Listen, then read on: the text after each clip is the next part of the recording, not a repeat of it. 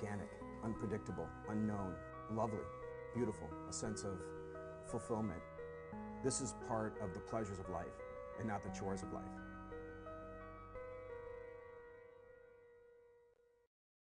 Tonight on Daily Iowan TV, more University of Iowa students than ever are testing positive for sexually transmitted infections. And a judge says Iowa City landlords are charging some tenants illegal fees. Find out who's in the hot seat.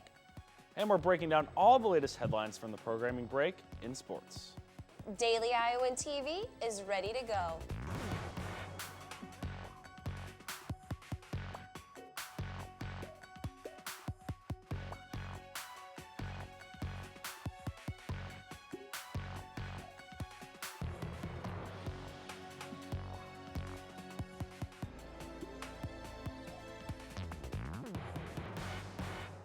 Good evening, I'm Erin Faust. And I'm Melissa Dawkins.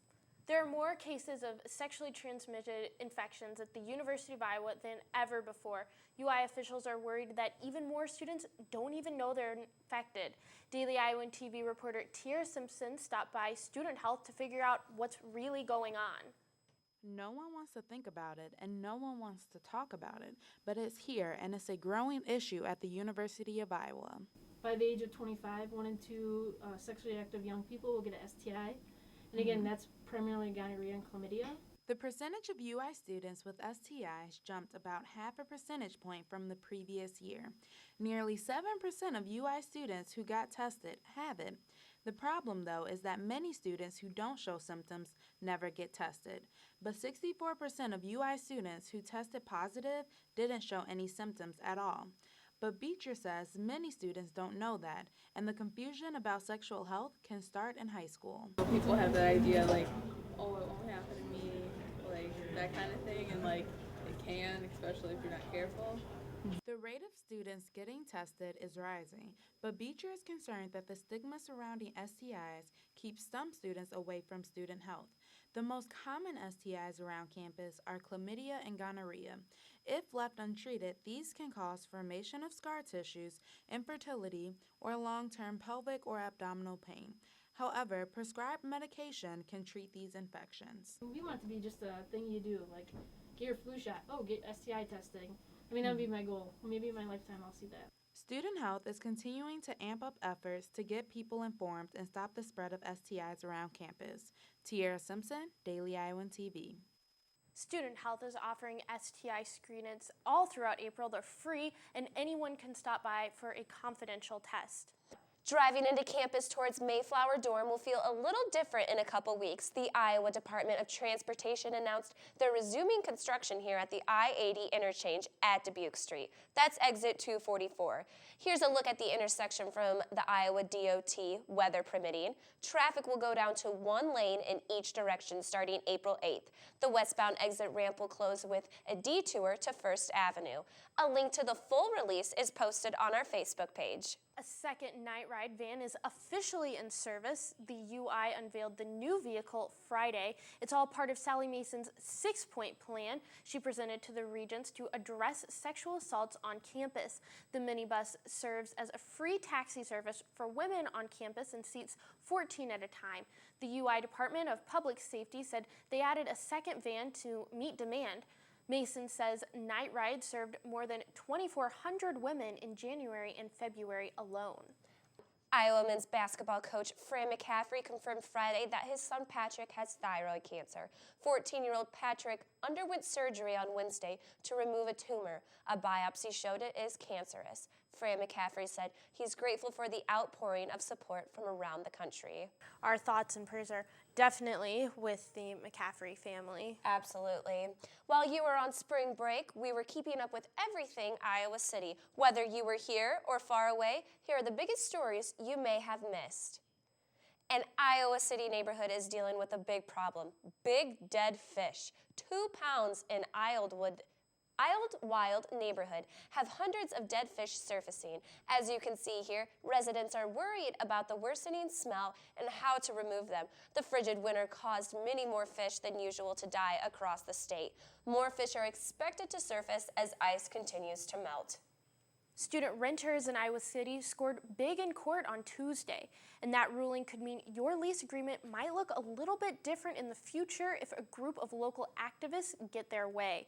A Johnson County judge ruled certain fees in a local landlord's contract are illegal. Defendant Tracy Barklow owns TSB and Big Ten Property Management.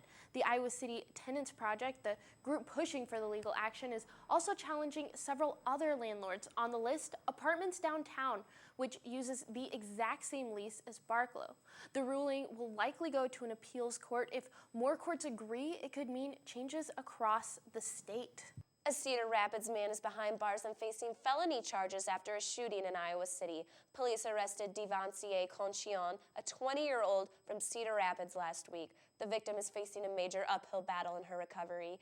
18-year-old Dedisha Davis was caught in the crossfire when shots rang out at the Pheasant Ridge apartment complex. A bullet hit her side and damaged several major organs. It also left her without feeling from the knees down. Police are also looking for 3 more men in connection to the shooting. And Iowa City wants people to draw on their public benches. Really, it's part of the 3rd annual Benchmarks project. Those brightly colored benches you see downtown, local artists actually created those designs last year, and now a new batch of designers are applying to show off their stuff. Those selected get a cool $200 and will start painting the benches mid-April. The designs will be up for a full year. When we come back, a little girl with an inspiring story has a big goal. But first, Hannah Thompson is standing by with a look at this strange weather and even stranger things that happen to your sinuses this time of year. Thanks, Melissa. After such a long and bitter winter, students are more than ready for the warm temperatures of spring. But with the changing weather comes the beginning of the dreaded allergy season, which is slated to be just as rough as our winter. Because we've experienced the freezing, thawing, and refreezing of the ground and plants, pollen counts will be coming in at extremely high levels once the temps finally stay warm. Now the trees and pollen-heavy plants that have been frozen for so long were continuing to take in water all during winter and are now thriving, which gives off more pollen and gives us more stuffy noses. As you can see, the southeast part of the U.S. is already being overwhelmed by these springtime pollen attacks, and here in Iowa City, we will soon follow suit, but hopefully not until the end of the week. Tomorrow, we can expect a morning high of 28 degrees with possible snow showers starting around 10. The afternoon temps will rise up to 34, followed by an evening high of 33. Looking to the rest of our first week back from break, temperatures will start out very chilly, with Tuesday being near 30 degrees. Wednesday and Thursday will warm up a bit with temps in the upper 40s and 50s. We can also expect a high chance of precipitation for the end of the week and into the weekend, accompanied by temperatures above 40 and hopefully 50. Well, that's all I have for tonight's forecast. I think we can finally get ready for some warmth, and I know I'm looking forward to it. Melissa and Aaron, back to you. Thanks, Hannah. Not every student on campus spent their spring break week catching up on a much-needed R&R. The Hawkeye service team, a small group of students, ventured up to Detroit, Michigan to participate in a week-long service trip. The group helped clean a veteran facility. They also packed food at a local food bank, cleaned up an arson fire, and helped promote the importance of education to local students. The group spent half of the semester in a 3-credit-hour class preparing for their trip. Friends and family are launching a campaign to help one local young woman meet her idol. 17-year-old Aubrey Dunn from Iowa City can't get enough of Ellen DeGeneres. She tunes in every day. Her family, though, thinks it's time for Ellen to meet Aubrey. Here's why. Aubrey's family considers her a miracle child. She lost her sight as a toddler and battled multiple bone diseases, even cancer. After countless treatments at UI Hospital, today she's finally cancer-free. Her family says she takes on everyday challenges with a smile and with music. Here's a little bit of Aubrey's singing this year at University of Iowa's Dance Marathon.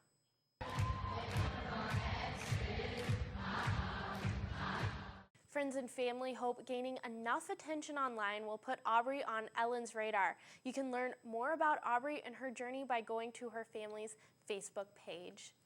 Well, hopefully they can make that happen for her. Upsets, wins, defeats on the hardwood, on the mat, and on the diamond. It's been a wild ride for the Hawkeye sports. Kevin Glick is standing by to break it down in the Daily Iowan TV Sports Studio. Kevin? Hello and welcome back to the Daily Iowan TV Sports Studio. Kevin Glick bringing you all the headlines from our programming break, most notably on the hardwood, with both Fran McCaffrey and Lisa Bluter's squads hearing their names called during the men's and women's selection show. We will get back to Fran McCaffrey's team in just a bit, but we start with Bluter, who leads their 19th ranked and 6th seeded Hawkeyes against the 11th seeded Marist in the school's 7th straight NCAA tournament appearance. Just very excited to be here, as everybody is this time of year. When you're playing this time of the year, it's an unbelievable feeling, and that's the way our locker room has been the last couple of weeks. Just very excited to be able to participate in the national tournament, and then it makes it just more special to be on our home court. While getting back into the Big Dance hasn't been an issue for a better part of the decade, the Hawks are yet to advance to a Sweet 16 in each of those 7 years, something this year's crop of players are eager to change. It's tournament time, and you either win or you go home, so you have that kind of sense of pressure added. But we're really excited just to be hosting the first 2 rounds. It's a great opportunity, and it's a privilege for us to be hosting for the 2nd year in a row, and hopefully we can just draw some great fans to come out Sunday and support us. For a lot of us, we've been here before. Besides our 3 freshmen, have a couple NCAA tournaments now under us, and playing at home last year, just a little bit more familiar with it this time around. Just really excited to get going. The first few days off after our Big Ten tournament, we kind of worked on ourselves, but leading into this week, we kind of knew who we were playing, so we worked on a little bit of rebounding and just working on their scout and working on defending their offense. They're a really good team. They set a lot of screens, so we'll be prepared, I think. Iowa's women just getting their postseason started. Fran McCaffrey's group, they've already been bounced. The Hawks' late-season freefall culminating in a 78-65 overtime loss to Tennessee in a first-round play-in game. Daily Iowan men's basketball reporter Ben Ross on hand for this one in Dayton. And Ben, what's next for Iowa basketball? Thanks, Kevin. And we all still want to wallow in the most recent loss of Iowa against Tennessee for men's basketball. It's never too early to look forward. Even though things may be a bit tougher for the Iowa Hawkeyes with the departure of leading scorer Devin Marble and other key role players like Zach McCabe and Melson Basabi, all may not be lost for the following season for Iowa. They still have Adam Woodbury coming back. He had 16 points and 8 rebounds against Tennessee in probably his best game of his young Iowa career. He showed to be the player that Roy Williams of North Carolina really wanted back when he was a young gun in Sioux City, Iowa. Peter Jock, also Iowa's lone true freshman this year, adding another 10 points, probably had his best game too as an Iowa Hawkeye.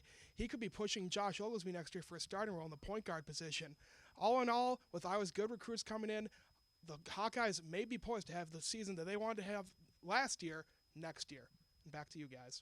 We put a bow on Fran McCaffrey and company's season on Monday's edition of the program, but just a few more quick notes to get you out of before we finish up tonight. Tony Ramos is the University of Iowa's latest national champion on the mat, the 133-pounder and 4-year starter, clinching his first title Saturday night in an overtime victory over Wisconsin's Tyler Graff in Oklahoma City. Hawks making noise all over the country, but the talk of town here in Iowa City has been on the diamond. You're watching highlights of Iowa baseball's come from behind 2-1 win in their Big Ten opener against Nebraska. Trevor Kenyon with the game winner, Taylor Zutenhorst coming into the score in the bottom of the 9th. The Hawks took the series Sunday afternoon with an 8-4 win as Rick Heller continues his dream start to life in ICIA. Once again, a whole lot more coming on Monday's edition of the program, but for now, it's back to you guys at the desk right after this.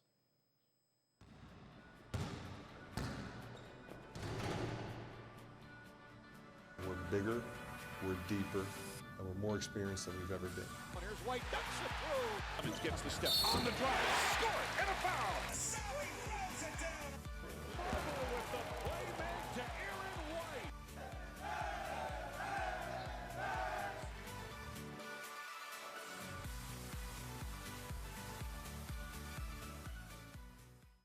Thanks so much, Kevin. Check out what's going on in tomorrow's pages of the Daily Iowan right now. From Ukraine to Iowa City, local professors from Crimea react to Russia's takeover. Finding their voice, a group of students applied to help UI officials address sex assaults on campus. Keep with us anytime by checking us out on Facebook and on Twitter. And catch us tomorrow's show right here, same time. Good night.